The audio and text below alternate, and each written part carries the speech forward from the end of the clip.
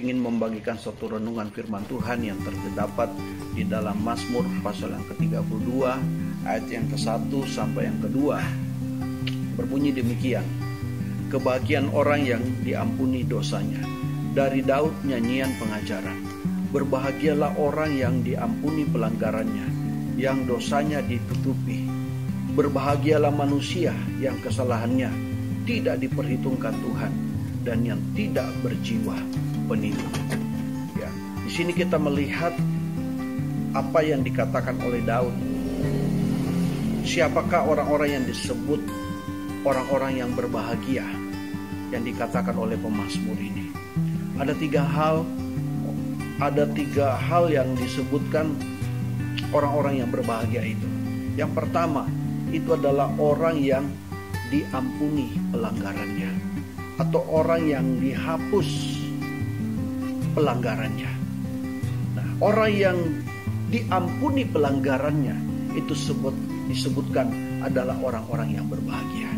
Ketika kita melanggar dalam satu pelanggaran yang kita perbuat, nah setelah kita ditangkap, hakim menyatakan bahwa kita diampuni. Kita tidak perlu membayar denda yang harus kita bayar. Dan kita demikian juga apa yang dikerjakan oleh Yesus di atas kayu salib. Dia telah membayar lunas semuanya yang harusnya kita bayar. Tetapi Tuhan katakan, Tuhan sudah menghapus semua itu. Melalui kematiannya di atas kayu salib, Tuhan telah menghapus pelanggaran kita. Ya, Tuhan telah mengampuni kita. Ya. Dan yang kedua, orang yang disebut berbahagia adalah orang yang dosanya ditutupi. Ya. Dan yang ketiga, orang yang disebut berbahagia adalah orang yang kesalahannya tidak diperhitungkan.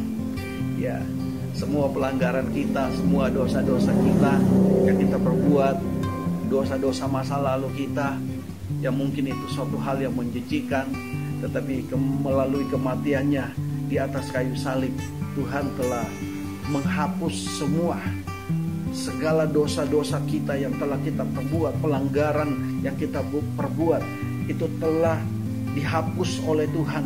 Ya, Tuhan sudah menutupi itu. Semua kesalahan itu tidak lagi diperhitungkan dalam kehidupan kita. Itu sebabnya kita disebut sebagai orang-orang yang berbahagia.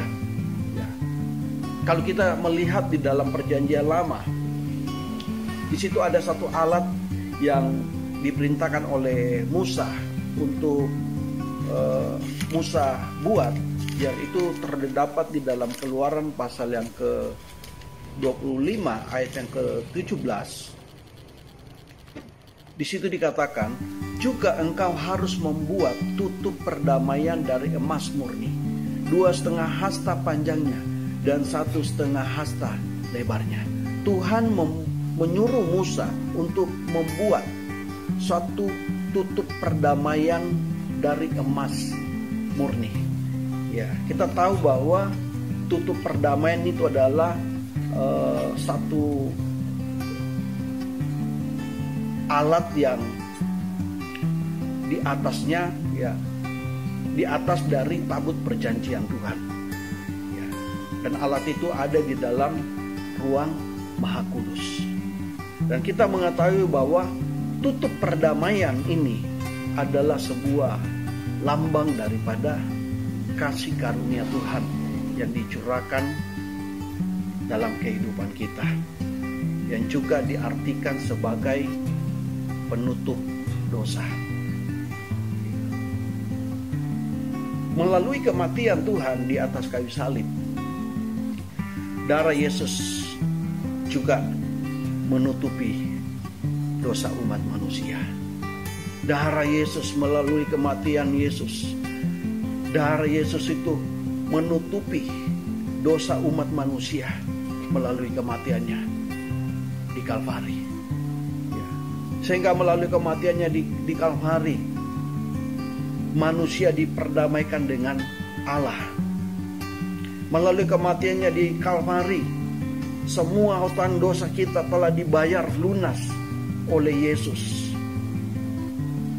Dan Yesus menjadi korban perdamaian.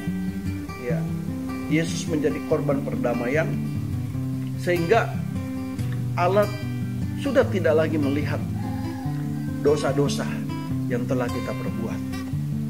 Di dalam Yesaya pasal yang ke-1 ayat yang ke-18, Yesaya pasal 1 ayat yang ke-18,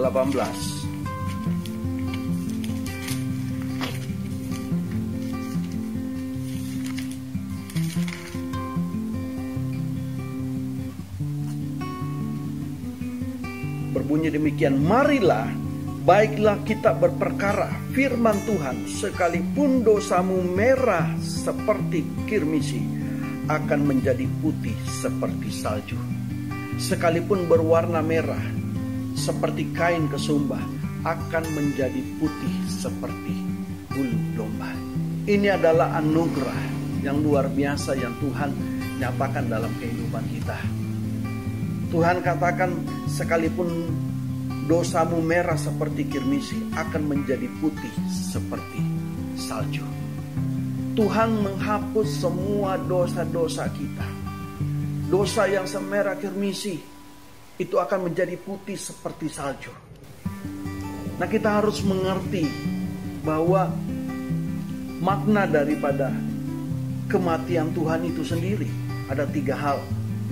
Yang pertama, makna penebusan itu melepaskan kita dari perhambaan. Kita yang tadinya menjadi hamba dosa, kita menjadi orang yang merdeka, dan kita menjadi hamba kebenaran. Makna yang kedua, makna penebusan itu adalah terlepas dari tawanan. Terlepas dari tawanan seperti orang-orang yang tadinya berada di dalam penjara, ya, karena Tuhan menebus kita dibebaskan tanpa syarat. Itulah makna pengertian daripada penebusan, ya, sehingga kita tidak perlu lagi berada di dalam penjara. Kita tidak perlu lagi ada di dalam penjara menjadi tawanan, ya. Tetapi Yesuslah yang sudah membayar.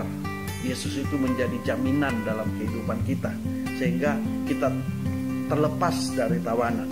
Itu makna daripada penebusan. Makna yang ketiga kita melihat, yaitu terlepas dari kematian. Kita tahu bahwa upah dosa adalah maut. Ya, kita yang harusnya binasa, kita yang harusnya mati, tetapi Tuhan menggantikan itu di atas kayu salib melalui penebusannya, sehingga kita yang harusnya mati, kita beroleh kehidupan yang kekal yang Tuhan berikan bagi orang-orang yang percaya. Itu sebabnya dalam ungkapan Tuhan Yesus di atas kayu salib, Dia berkata di dalam Yohanes pasal yang ke-19, Yohanes pasal 19 ayatnya yang ke-30. Sesudah Yesus meminum anggur asam itu, berkatalah Ia, sudah selesai. Lalu Ia menundukkan kepalanya dan menyerahkan nyawanya. Ketika Yesus hendak menyerahkan nyawanya, ungkapan terakhir yang keluar dari mulut daripada Yesus, Dia berkata, sudah selesai. Nah, yang menjadi pertanyaan, apa yang sudah diselesaikan oleh Yesus? Yang pertama kita harus pahami, yang sudah diselesaikan oleh Yesus, yaitu Dia telah menyelesaikan misi daripada Bapa itu. Misi Bapa telah diselesaikan di atas kayu salib. Bagi Yesus, salib itu bukan hanya sekedar penderitaan. Bagi Yesus, salib itu bukan hanya sekedar aniaya. Ya. Salib bukan suatu tugas yang mudah. Itu bukan suatu perkara yang gampang. Ya. Kalau kita baca di dalam Matius pasal 26 ayat 39, di situ kita lihat bagaimana pergumulan Yesus di Taman Getsemani. Dia berkata, "Ya Bapakku, jikalau sekiranya mungkin, biarlah cawan ini lalu daripadaku. Tetapi janganlah seperti yang ku kehendaki, melainkan seperti yang Engkau kehendaki." Inilah puncak pergumulan Yesus. Puncak pergumulan Yesus, yaitu ketika dia ada di Getsemani. Disitulah dia bergumul. Disitulah dia berdoa semalam-malaman untuk menghadapi kematian daripada Yesus. Dia bergumul, dia berdoa. Dan dia berkata, "Ya Bapakku, jikalau sekiranya mungkin, biarlah cawan ini lalu daripadaku. Tetapi janganlah seperti yang ku kehendaki, melainkan seperti yang engkau kehendaki." Ini satu pergumulan yang sangat luar biasa. Secara manusia, Yesus tidak sanggup untuk menanggung semua penderitaan ini. Secara daging, Yesus tidak sanggup untuk melewati penderitaan ini. Tetapi Yesus mau mentaati. Dan kita lihat melalui kematian daripada Yesus di atas kayu salib membuktikan bahwa Yesus mau mentaati Bapaknya. Dan ini ditulis oleh Paulus di dalam Filipi pasal yang kedua ayat yang ke-8. Dikatakan, "Dan dalam keadaannya sebagai manusia, ia telah merendahkan dirinya dan taat sampai mati, bahkan sampai di kayu salib." Jadi dikatakan dalam keadaannya sebagai manusia, ia telah merendahkan dirinya dan taat sampai mati. Jadi kematian di atas kayu salib membuktikan bahwa dia telah menyelesaikan dengan sempurna misi daripada Bapaknya. Dia taat sampai mati. Biarlah kita juga sebagai orang percaya, kita sebagai anak Tuhan, kita mau punya roh ketaatan kepada Tuhan. Kita senantiasa mau mentaati kebenaran firman-Nya. Apa yang Tuhan perintahkan, apa yang Tuhan katakan, apa yang Tuhan ajarkan dalam kehidupan kita. Kita mau mentaati itu. Kita mau belajar seperti apa yang dilakukan oleh Yesus. Dia taat sampai mati. Dia mau melakukan apa yang menjadi misi daripada Bapa di sorga, yaitu untuk menyelesaikan hutang dosa yang harus ditanggung oleh saya dan saudara. Hal yang kedua, apa yang diselesaikan oleh Yesus di atas kayu salib? Yang kedua, yaitu dia menanggung hukuman dosa. Ya, harga yang seharusnya kita bayar itu telah dilunasi oleh Yesus. Dan kita tahu tanggungan dosa, yakni kematian, diganti oleh Yesus di atas kayu salib. Itu sebabnya di dalam 1 Korintus pasal yang ke-6, 1 Korintus pasal yang ke-6 ayatnya yang ke-20.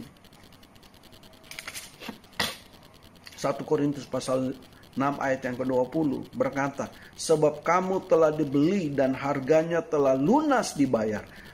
Karena itu muliakanlah Allah dengan tubuhmu." Paulus katakan kepada jemaat di Korintus, dia berkata, "Kamu telah dibeli dan harganya telah lunas dibayar. Karena itu muliakanlah Allah dengan tubuhmu." Ya, kita telah dibeli dengan darahnya yang begitu mahal. Tuhan sudah menebus dosa-dosa kita. Kita yang seharusnya menanggung semua dosa itu. Tetapi melalui kematiannya di atas kayu salib, dia telah menebus dosa kita. Sebab itu Paulus memperingatkan kepada jemaat di Korintus, karena engkau sudah dibeli dengan harga yang begitu mahal dan sudah lunas dibayar. Paulus menghimbau, Paulus menasihati kepada jemaat di Korintus supaya muliakan Allah dengan hidup mereka. Ini yang harus kita lakukan sebagai orang-orang yang telah ditebus oleh Tuhan. Biarlah dalam kehidupan kita senantiasa mau memuliakan hidup kita kepada Tuhan. Kita mau pakai tubuh kita untuk kemuliaan nama Tuhan. Bukan hidup kita ini dipakai untuk buat dosa. Bukan tubuh kita ini dipakai untuk hidup di dalam kecemaran. Bukan tubuh kita ini dipakai untuk kehidupan di dalam percabulan. Tetapi mari kita menjaga hidup kita ini kepada Tuhan. Ya, biarlah hidup kita ini mempermuliakan nama Tuhan. Bukan hidup di dalam dosa, bukan hidup di dalam percabulan. Ya. Jangan memakai hidupmu untuk hal yang sia-sia. Jangan memakai hidupmu untuk kehidupan yang akan membinasakan hidupmu. Jangan bermain-main dengan dosa. Itu sebabnya melalui pesan firman Tuhan pada hari ini, saya mau katakan, kalau hari ini engkau berbuat dosa, kalau hari ini engkau sudah jauh daripada Tuhan, mari engkau datang kepada Tuhan, meminta pengampunannya. Cukup engkau datang kepada Tuhan dan meminta pengampunannya, dan Tuhan akan membayar lunas. Dan Tuhan sudah membayar lunas itu melalui kematiannya di atas kayu salib. Dan hal yang ketiga, makna penebusan yang ketiga yang harus kita pahami, yaitu melalui kematiannya di atas kayu salib, Dia telah merubah kutuk itu menjadi berkat. Sehingga kita sebagai orang-orang yang tadinya terkutuk, melalui kematiannya di atas kayu salib, Tuhan merubah kita menjadi berkat. Kita yang tadinya harusnya hidup di dalam kutuk, tetapi Tuhan merubah itu menjadi berkat dalam kehidupan kita. Ya, Dia rela menjadi miskin supaya kita menjadi kaya. Ya, kutuk itu dirubah menjadi berkat. Kematian diganti menjadi satu kehidupan. Ya, biarlah tiga hal ini kita harus mengerti dan memahami tentang penebusan daripada Tuhan. Mengapa Tuhan mati bagi saya dan saudara. Sebab itu saya mengajak kepada Bapak Ibu Saudara sekalian, pada hari ini jangan sia-siakan keselamatan yang sudah kita terima. Dan biarlah mari kita mengerjakan keselamatan itu dengan takut dan gentar. Hargai anugerah Tuhan, hargai kasih karunia yang Tuhan sudah nyatakan dalam kehidupanmu. Tuhan memberkati kita. Haleluya. Amin.